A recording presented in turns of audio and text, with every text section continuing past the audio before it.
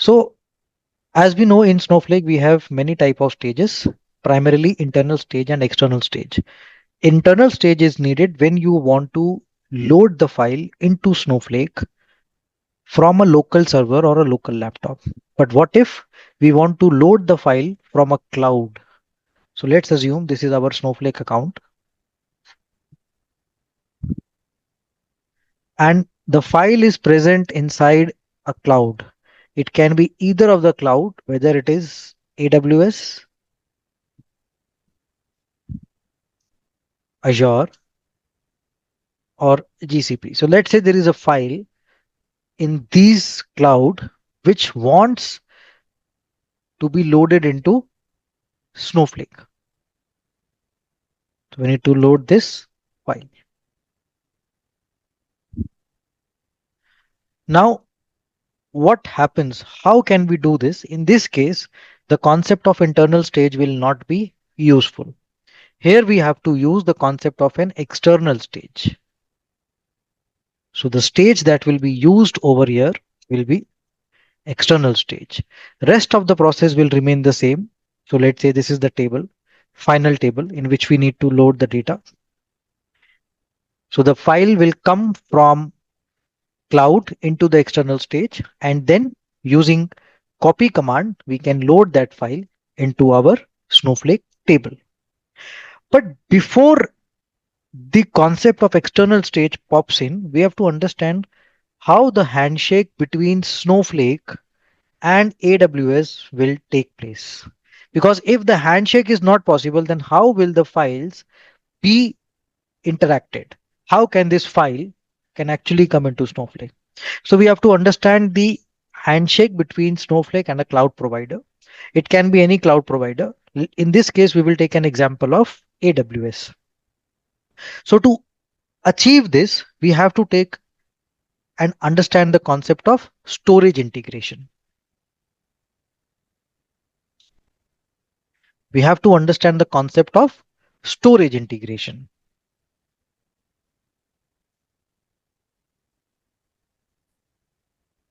Okay. So we need to do the handshake between Snowflake and the cloud provider, which in this case is AWS. For this, we will try to go with the concept of storage integration. So we'll first try to create an integration. So we will say create or replace storage integration. We will give its name SF to AWS. Now here we have to tell what is the type of this. So we will say the type or the need of this is that it needs to work with external stage. Stage. So all of this we are doing it so that external stage concept can be achieved. Who is the storage provider over here? S3. S3. No, AWS. So, AWS. so in AWS, we keep the files in S3. Right. There are many other service providers, but we can keep our files in S3. So here the storage provider will be S3. enabled equal to true. Next is storage AWS role ARN equal to. For now, we will keep it as blank. Next is storage allowed locations. Now, let us come over here and let us create a bucket. So I name this bucket as 2025 data HCG. So I'll just create this bucket. It is asking me to make some changes. Per case, it doesn't allow, it seems.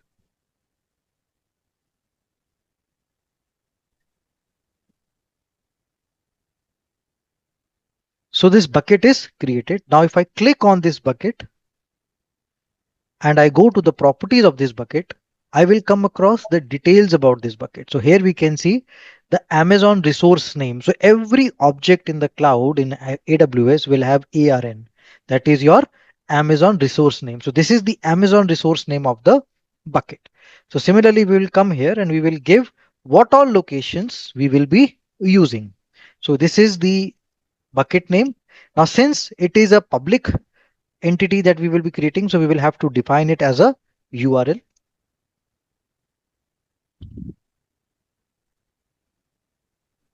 And we can give more than one buckets also. So let's say over here, I want to give access to more than one buckets.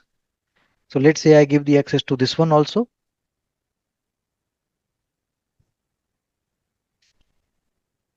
So I'll just have to do a comma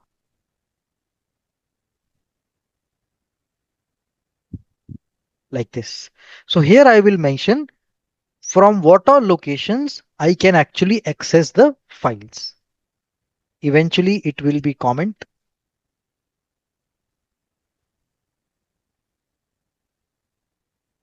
my first Even the storage integration. So we have created the storage integration. So we have missed an option. Okay. Okay. So this is the syntax of storage integration. Now over here, if I come back to buckets, so let's say in my data HCG bucket, I upload a file. I add a file.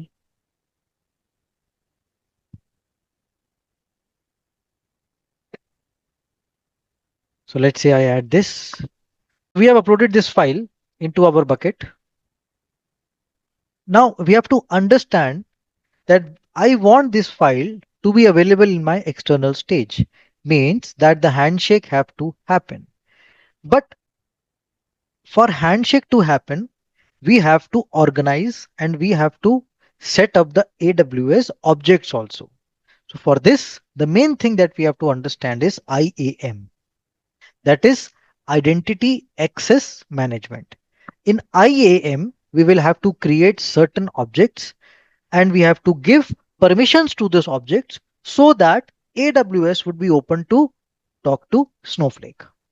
So the first thing that we have to do is we have to create a user group. So let's create a user group.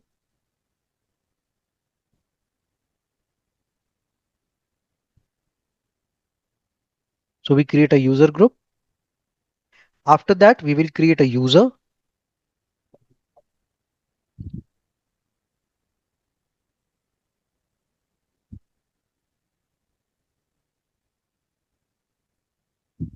We have added a user. And eventually we have to create a role. This is very important. Now here the steps are pretty typical. So we are trying to create a role. To this role, we will give the permissions of AWS, and it is this role which will be talking to Snowflake. So I will click on AWS account. Now here I have to go with this account and I have to select an option require external ID. As of now, I will give the external ID as 00. We will come to this later on, but as of now, I will give it as 00. Now, after giving the external ID, it is asking me what all policies, what all permissions I want this role to have. So we are interested in what policy of AWS? We are interested in the Yes. S3 related policy of AWS. So we are interested in the S3 related policy of AWS, and that too also Amazon S3 full access. So we will select the policy that we are interested into. We will do next. We will give our user role name.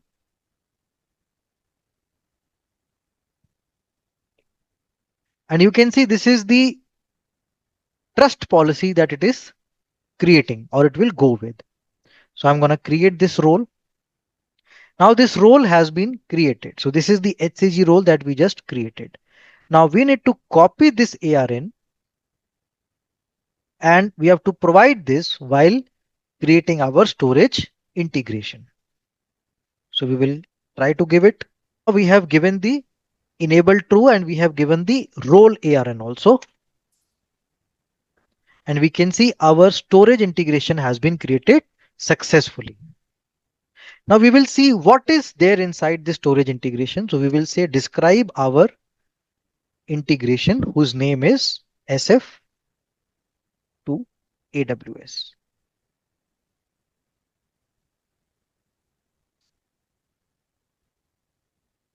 Now if we look at the data set,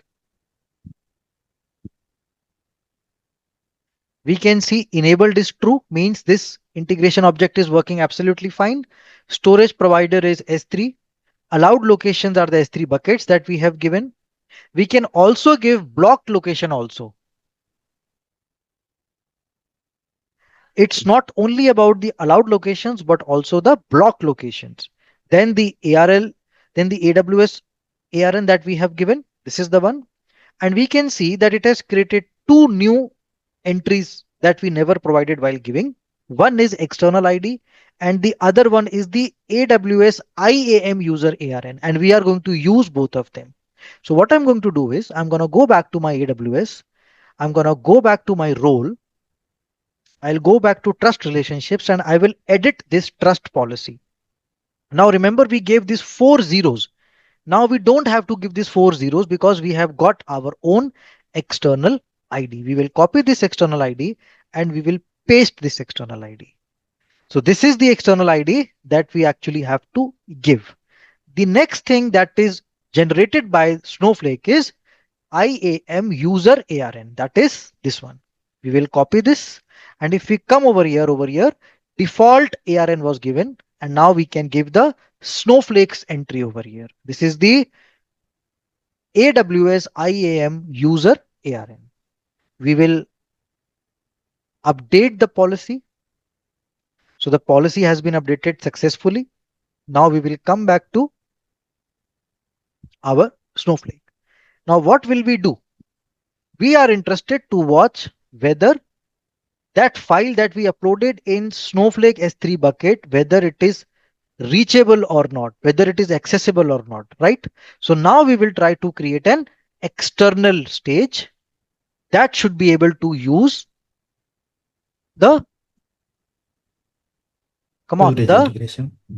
the storage Storage integration and integration. have the file available to us. So now I will create a external stage.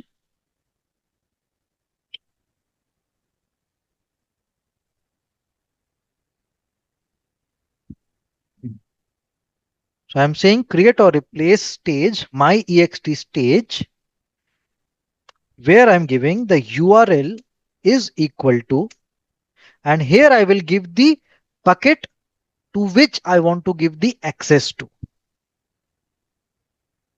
So I will give, this is the URL where the file should be present and I should have the access to.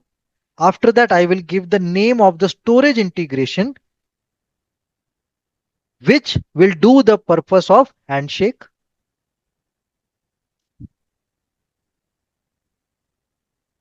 Next, we will give the file underscore format.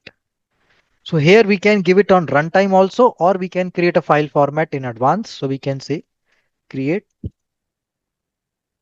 file format, JSON file format, because our file that I have uploaded is a JSON file where type is equal to JSON. JSON. So we have created this file format. So here I will just mention the name of the file format. And the stage is successfully created. We can see over here, if I refresh, if I open the database in which we are working, so we have a stage. Now we can see this symbol coming over here, and we can also see the type of this stage. The type of this stage is external stage. The cloud which it is going to get the file from is AWS. Now comes the moment of truth. We need to see whether the file that we uploaded in the bucket in S3, is it available in the stage or not? Let's see. So if it runs successfully and if it shows us the file which we uploaded in the S3 bucket, it means that our handshake is working absolutely fine. So this is the file that we uploaded in S3. Let's go and check the file.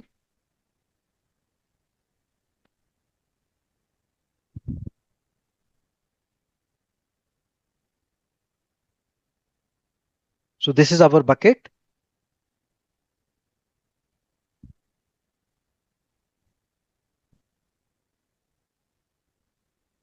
This is our file hr.data.json, the one that we have checked, and we can see in Snowflake that this file is available for us to use. Now, rest is simple copy command, simple data parsing that we can do. So now let's see the type of stage also. Let's see list stages, show stages. So here we can see this is the stage, this is the URL, and we can see the type is external. We can also see the region coming in, the cloud provider coming in, the storage integration that is being used coming in, and so on and so forth. One thing that we should appreciate in the concept of storage integration is that nowhere we provided the credentials of AWS or Snowflake anywhere. We never Mm. provided any credentials over here. So it's a safe and secure way to connect Snowflake and the cloud provider with each other. Using the storage integration. Storage integration. Yes. Ah. Okay. Hmm. Now the process for Azure is also same. Okay. Over there, you will not get the S3, you will get blob. In Azure, you have to use a concept of container also. So over there, the steps are a bit different. Similarly, with GCP, you have to go with the VMs. Over there, also the steps are a bit different. Okay. But the process is same, that the files has to go via storage integration. And there also you will have to follow the external stage concept only.